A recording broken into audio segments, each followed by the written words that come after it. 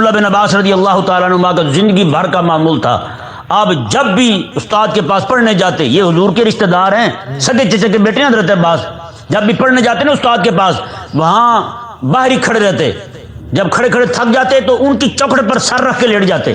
آپ خود فرماتے کئی بار ایسا ہوتا میں سو جاتا، مجھے نیند آ جاتی، بچے تھے نا، نیند آ جاتی تھی، تو فرماتے ہیں کہ ہوا آتی، مٹی اڑتی، ساری میرے کپڑوں میں، میرے سر میں مٹی چلی جاتی، میں دروازہ نہیں بجاتا تھا استاد کا۔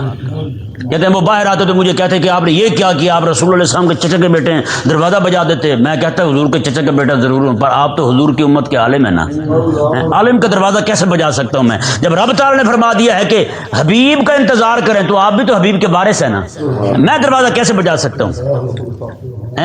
یہ عالم کی شان ہے، یہ عالم کی شان ہے۔ کون عالم کی عزت کر رہے ہیں؟ حضور کی آل، آقا علیہ السلام کے رشتہ دار ہیں، چچا کے بیٹے ہیں۔ جو عزت والے ہوتے ہیں نا وہی عزت جانتے ہیں۔